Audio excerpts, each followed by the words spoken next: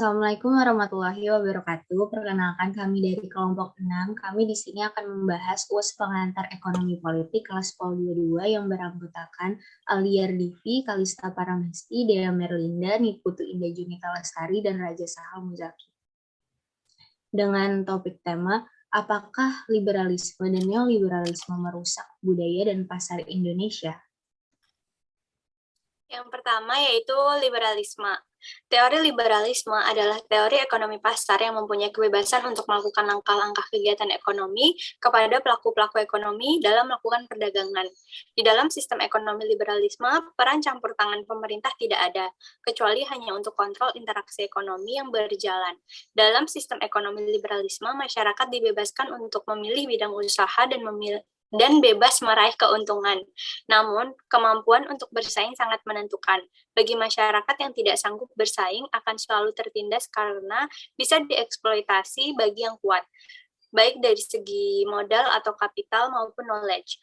Konsep ekonomi liberalis berdasar dari sistem ekonomi kapitalisme yang mengandalkan secara penuh perputaran roda ekonomi melalui mekanisme pasar bebas serta perpindahan modal secara bebas di dalam negeri maupun antar negara, yaitu pasar global.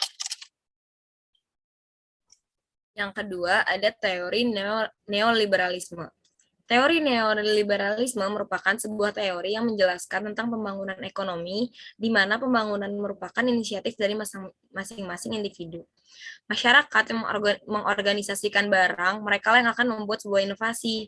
Neoliberalisme dapat dikatakan merupakan revival pemikiran ekonomi klasik yang mengadvokasi pasar bebas, kebebasan individu, dan intervensi negara minimal dalam perekonomian yang merupakan kesimpulan dari teori tentang relasi antar negara, pasar, individu, dan masyarakat dalam sebuah sistem perekonomian yang berlandaskan kapitalisme. Neoliberalisme di Indonesia. Di Indonesia, paham neoliberalisme sering dijadikan kambing hitam sebagai keterpurukan ekonomi nasional. Karena pula hal ini dikaitkan dengan paham individu yang kebetulan secara langsung menjadi penasehat ekonomi pemerintah yang dikenal dengan mafia Berkeley, atau lulusan program doktor dari University of California, Berkeley, yang menjadi penasehat Presiden Soeharto di awal tahun 1960-an. Jika kita melihat data dari pejabat yang sedang atau mengelola perekonomian atau keuangan di Indonesia, 38% dari mereka berasal dari lulusan Amerika Serikat, 31% lulusan dari universitas dalam negeri, dan 23% lulusan Belanda. Persebaran angka ini menunjukkan bahwa sebenarnya perekonomian Indonesia tidak didominasi oleh ekonom lulusan Amerika Serikat, karena pada faktanya angkanya tidak mencapai 50%. Belanda, Prancis, Australia yang notabene menjadi negara pencetak ekonom di Indonesia menganut paham liberalisme.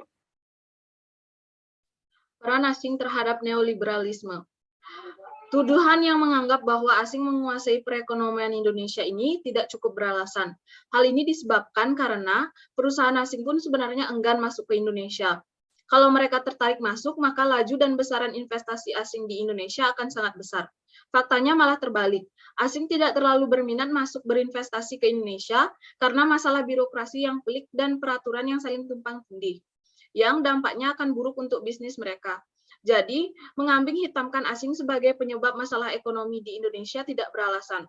Karena permasalahan sesungguhnya ada pada kemampuan kita sendiri yang tidak sanggup memproduksi barang yang kita butuhkan, sehingga barang-barang impor membanjiri pasar Indonesia. Dengan demikian, bisa mengasumsikan bahwa produk buatan luar negeri yang membanjiri pasar Indonesia, dan itu bukan salah asingnya, tapi kembali pada masyarakat tidak mendapatkan pilihan produk yang cukup dari hasil buatan tangan bangsa sendiri.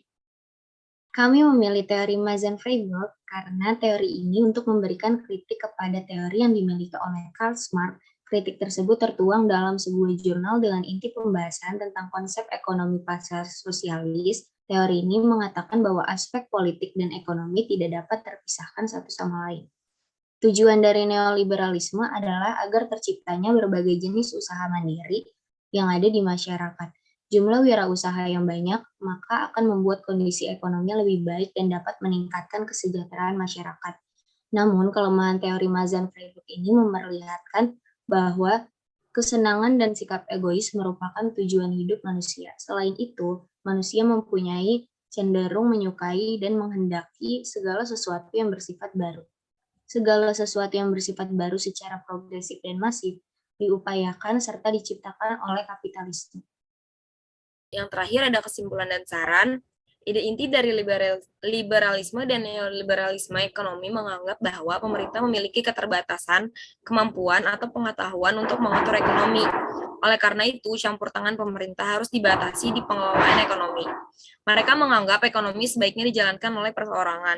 Liberalisme dan neoliberalisme bisa membuat ancaman bagi nilai-nilai budaya Indonesia karena pada dasarnya memiliki karakteristik yang egois dan lebih mementingkan pribadi dan juga dapat membiarkan kekayaan alam dikuasai para kapitalis asing maupun lokal.